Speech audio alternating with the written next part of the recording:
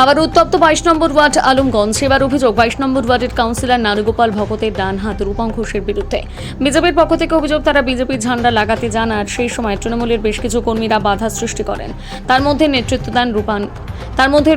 দেন রূপম ঘোষ। তিনি খোকন দাস এবং নারুগোপাল ভগতের খুব কাছের লোক বলে দাবি বিজেপির। 22 নম্বর ওয়ার্ডের কার্যকর্তা সুনীল সিংকে বেধড়ক মারধর করা হয় বলে অভিযোগ করা হয় বর্ধমান থানায়। ভোটের আগে বিজেপির কর্মীদের উপর আক্রমণ বলে অভিযোগ করেছেন বিজেপির কার্যকর্তারা। যদিও তারা অভিযোগ করেছেন এর আগেও অনেকবার 2019 এবং 2021-এ রাজনীতি হিংসার সঙ্গে যুক্ত ছিলেন রূপম ঘোষ এবং আকাশ সিং। আবারও 2026 রেজাল্ট ঘোষণা হতে না হতেই একই পরিস্থিতি দেখা গেল 22 নম্বর ওয়ার্ডে রূপম ঘোষের বিরুদ্ধে।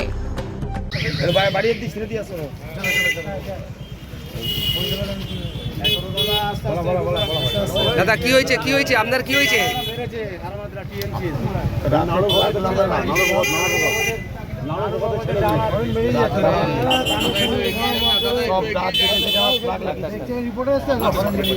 এত সাহস 12টার সময় ওরা ফ্ল্যাগগুলো খুলছে। 10-15টা ছেলে রূপমের নেতৃত্বে। কার নেতৃত্বে? রূপম ঘোষ, অনুপম, বাবার নাম সুনীল ঘোষ। ওর নেতৃত্বে 10-15 জন মিলে সব ফ্ল্যাগগুলো খুলছিল। আমরা দুজন ছিলাম, আমি আর আমি বললাম আমাদের রাতে তো সব খুলে দিলি, ডিটেলটাও খুলে দিচ্ছিস, তোদের এত সাহস আসে কী করে? দিয়ে বলছে তোমরা বিজেপি গাল দিয়ে তোমরা বিজেপি করবে, বিজেপি এলো আমি বিজেপি নেতা হবো। আমার RSS বিজেপি সব নেতার সঙ্গে যোগাযোগ আছে। রূপম ঘোষ ও আলমগঞ্জের বাড়ি, ওর বাড়ির কাছে আমাকে মেরেছে, ওই ইউকো ব্যাংকের কাছে। কার লোক? খোকন দাসের লোক, বিধায়কের লোক। আর লোকাল? নারু ভগতের ডান হাত। দিয়ে 10-15 জন মিলে এসে উকে মেরেছে, পাঁচরে মেরেছে। এইখানে ঘুষিটা চালালো ফার্স্টে। কৃষ্ণা সাহু বলে ছেলেটা ঘুষি মারলো, বাবুয়া মারলো, তোমার কি বলে রূপম মারলো। অভিযোগ করেছেন থানায়? হ্যাঁ, থানা অভিযোগ।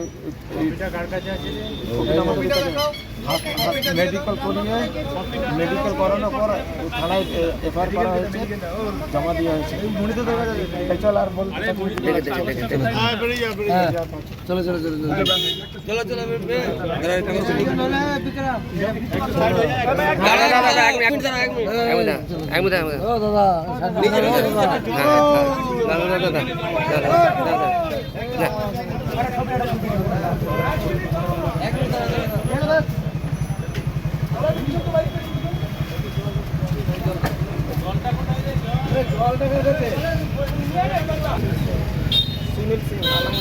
সুনীল সিং আলমগঞ্জি বাড়ি বিক্রি করেন বিজেপির কার্যকর্তা। হ্যাঁ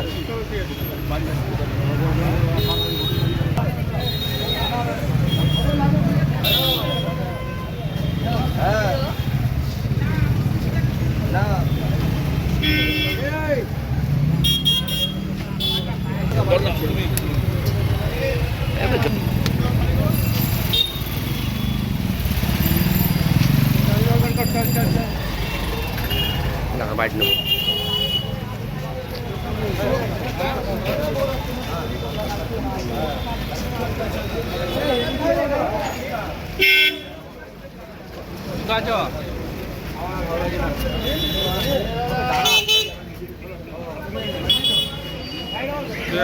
থ্যাংক ইউ।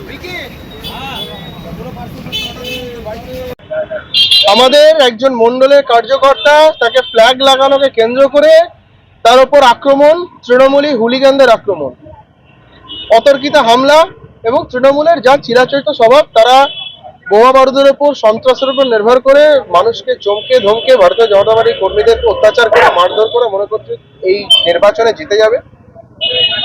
আগামীকাল নির্বাচন, তার প্রাক্কালে যা ওদের স্বভাব চিরাচরিত সব সেটা করছে। আমরা থানায় অভিযোগ জানিয়েছি, পুলিশ প্রশাসনকে জানিয়েছি, নির্বাচন কমিশনের কাছে আমরা অভিযোগ জানাবো। এই সমস্ত হুলিগানদের আমরা বলেছিলাম যে 29 তারিখের আগে সারেন্ডার করে দিন, 4 মের পর আমরা রক্ষা করতে পারবো না, সাধারণ মানুষের ক্ষোভ এদের ওপর পড়বে। এরা 28 তারিখে আক্রমণ করে প্রমাণ করে দিল যে এরা শুধরাবে না, এরা এই হুলিগান চরিত্রটা বজায় রাখবে। 4 মে পশ্চিমবাংলার আপামর সাধারণ এদের জবাব নেবে।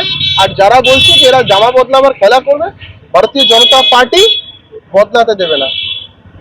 এই প্রত্যেকটা আক্রমণ এর জবাব সাধারণ মানুষের কাছে এদেরকে দিতে হবে। আগেও তো আপনার অভিযোগ রয়েছে রূপমের বিরুদ্ধে বা আকাশের বিরুদ্ধে। আমরা অবিলম্বে নির্বাচন কমিশনের কাছে অনুরোধ অভিযোগ জানাবো যে এইরকম হুলিগানদের, এইরকম ক্রিমিনালদের, দাগি আসামিদের এখনো কিভাবে এরা বাইরে ঘুরে বেড়াচ্ছে। আমরা অসন্তুষ্ট আমরা এই ব্যাপারে, যেরকম দাগি ক্রিমিনাল যাদের বিরুদ্ধে একাধিক অভিযোগ, আমার মন্ডল সভাপতিকে আগে তাদের উপর আক্রমণ করেছে, আমার অন্যান্য কর্মীদেরকে আক্রমণ করেছে এবং প্রাণঘাতী আক্রমণ করেছে, তারপরে বাইরে ঘুরে বেড়ায়। এটা ক্রিমিনালদের দল। কজন নামে অভিযোগ করেছে? একাধিক নামে অভিযোগ আছে, মেনলি যে মাথা এবং করাচ্ছে দক্ষিণের মানে সদ্য যিনি রানিং বিধায়ক, যদিও প্রাক্তন বিধায়ক হয়ে যাবেন কয়েকদিন পরই, তার তথাকথিত যে কাউন্সিলর ছিল যিনি অলরেডি অ্যারেস্ট হয়েছেন, তারই তথাকথিত রাইট হ্যান্ড হিসেবে এইসব মানে হুলিগানরা কাজ করে, নিজেদেরকে নেতা বলে দাবি করে। ডক্টর শান্তরুদ্র, বিজেপি মুখপাত্র।